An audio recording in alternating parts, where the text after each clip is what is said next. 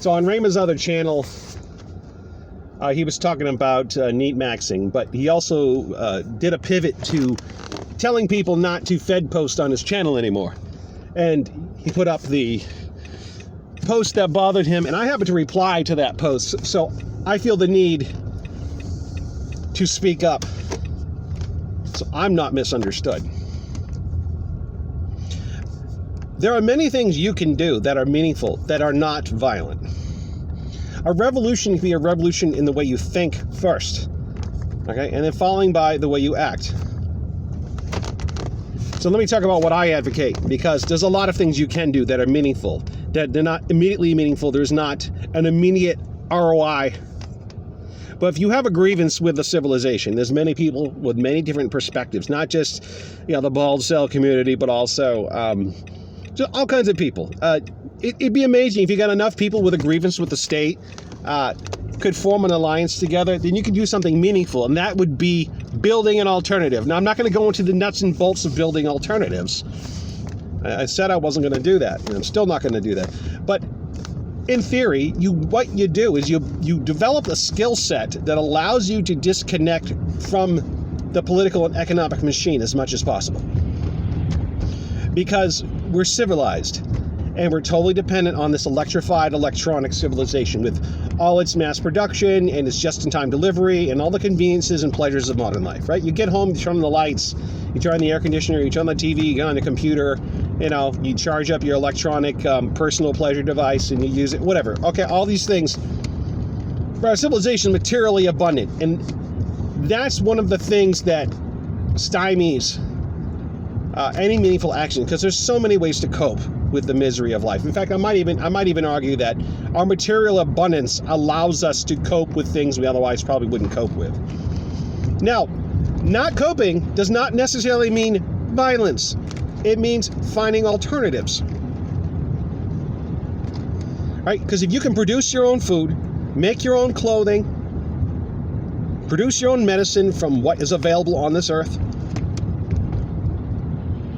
manufacture the goods you need. I mean, this wood can be worked, clay can be worked, scrap metal can be worked, and so on and so forth. All right, then you really don't need the formal economic system, do you?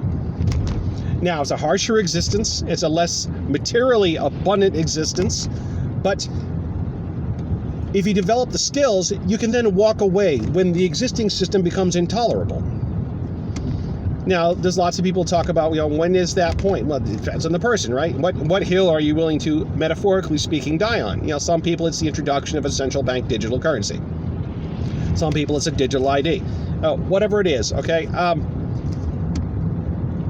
There's people right now who have a problem the way ICE is operating, and they're making their stand now, right? And then they're doing their thing. Now, whatever it is, having the power to walk away and having a network of people who think like you, at least not entirely, but having enough in common, then you can walk away. So what happens when you walk away? Well, in a way, it's like a rug pull. Hypothetically speaking, imagine if the bulk of the electricians who work for the utility companies decide they didn't want to go to work anymore. It would not take long for the infrastructure to run down and fall apart and not be repairable. And if there's a general electrical system failure, within a few days, all the stores will get looted and civilization ends. Civilization as we know it.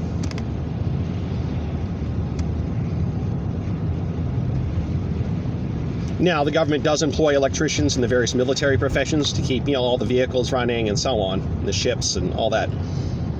There's not enough of them.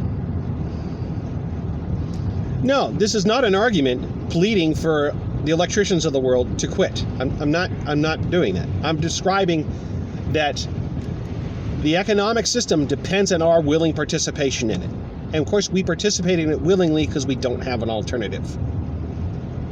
But if we train ourselves to have alternatives, and we develop the skill set to have alternatives, then we can start walking away. We can unplug from this, unplug from that, and eventually enough people unplug, the whole thing falls apart. Because the powers that be, like the really rich people, these people will not condescend to plant carrots, onions, and potatoes in the dirt. I bet a lot of them don't even wipe their own backside. Now, is that a bit hyperbolic? Yeah. But we really do have a lot more power than we pretend to. Like, we say, oh man, this sucks, we have no advantages. You can talk about, whatever, the way people are hired for jobs, depending on, certain demographic considerations, or the dating opportunities and marriage opportunities, depending on, the social situation, all that. Okay, I'm not going to go into the ball sale stuff, but we're stuck with it because we don't have an alternative. If we have an alternative, we can walk away from it. So in my opinion, the revolution that needs to happen is not one of violence, though I totally advocate you owning and legally operating whatever arms that you could get your hands on and responsibly own them. You don't need the arms. Arms are value added. Arms are a turnkey solution to self-defense if self-defense is required. The real power is whether you show up. Interesting enough, the political left in our country, that means the socialists and anyone allied with it, like unions and so on. Okay, they understand this very well. They have spent decades upon decades, right? Because these are idealists. They think they can institute, a Marxist utopia or whatever. Building networks of people in the institutions, infiltrating the institutions, but also mutual aid networks. The type of things where make sure that their activists are fed and they have bail money and they have lawyers to look out for them and they have advocates and they have all these things, right? And they understand the power of a strike. There is a proposal for a general strike on May 1st, 2028. That's election year. That's the presidential election year. And they hope to just bring as much of the country to a halt, right? Because refusing to work is more powerful in the present day than violence, because you can shut the whole system down. And that might be something to learn from, because even though you might not be a leftist, you have your grievances with the state, and it might be worthwhile to coordinate with a general strike. I'm just putting the idea out there, right? Why would you want the communists to have all the leverage, anyways? That's an aside, okay? Now, mind you, do I have a problem with communists in general? Well, I have a problem with statism, but if there's a private, autonomous anarcho-syndicalist collective or something, I don't give a shit, whatever, yeah, I'm pulling that from Monty Python and the Holy Grail, and really, that's the kind of revolution that I advocate. I advocate learning to live outside of the system so that you can say no. People talk about having, fuck you money in our economy. If you have enough fuck you money, you can quit your job. If you have a fuck you money, you can move out of a state or a town you don't like. You can move away from people who bother you, whatever. Yeah, but even more powerful than fuck you money is having fuck you skills. You have the skill set to walk away, then the money doesn't matter. Now, as I said in another video, so I'm pretty much repeating myself, okay? The video about us being a domesticated population. It would not surprise me if the political system, the economics, all the actors, okay, if we decided that, guess what, we're going to go retreat to the woods and just be, wood elves in the woods. We're going to just live off the land in the woods. Okay, they would no doubt burn down a forest the size of Texas to try to stop us. But even then, they wouldn't be able to stop us because we just go somewhere else. And they can't burn down all their forests because there'd be nothing left. Now, how psychopathic are the people in charge? Would they rather destroy the planet than have us walk away so they don't have to plant carrots and onions and potatoes? Probably. I think there's likely a few, but no. I think someone would retreat to their bunkers and just, whenever it's over, and they have whatever, a 10-year supply of food and live out their lives, and who knows what happens then, right? I don't care about them. I care about ordinary people.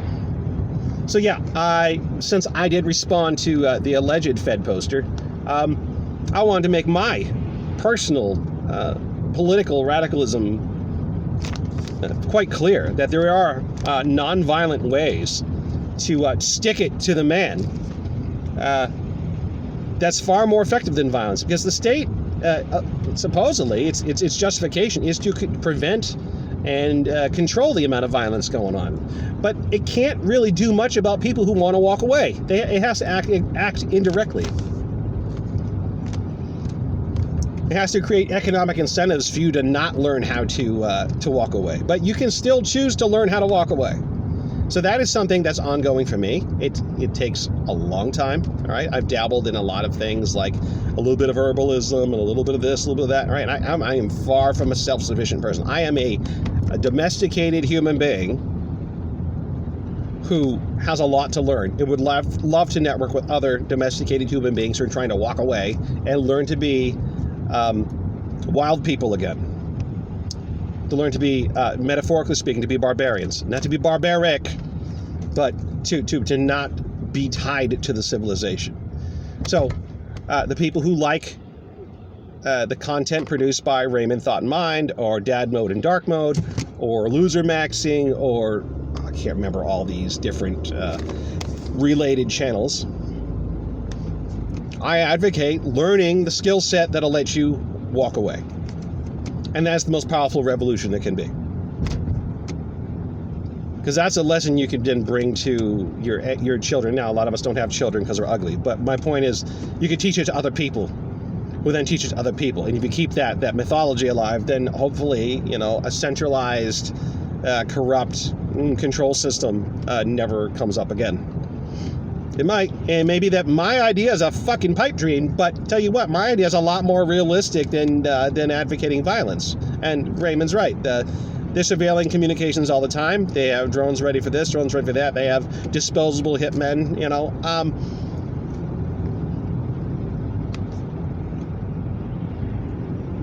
They can squash rebellion like a bug, but they can't squash the rebellion that is just refusing to engage.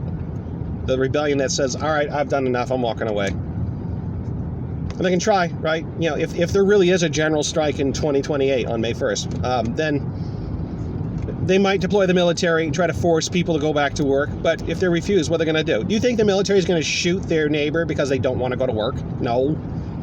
And if any of them does, that's going to cause enough controversy within the military that they'll battle each other. Like, having the power to walk away is the most powerful and most damaging thing you can do. It's also the most uplifting thing you can do, because you have the skill set to build something better. All right, that's all I have to say on that subject. I love Raymond's channel. I love all these channels. That's all I got to say. Bye.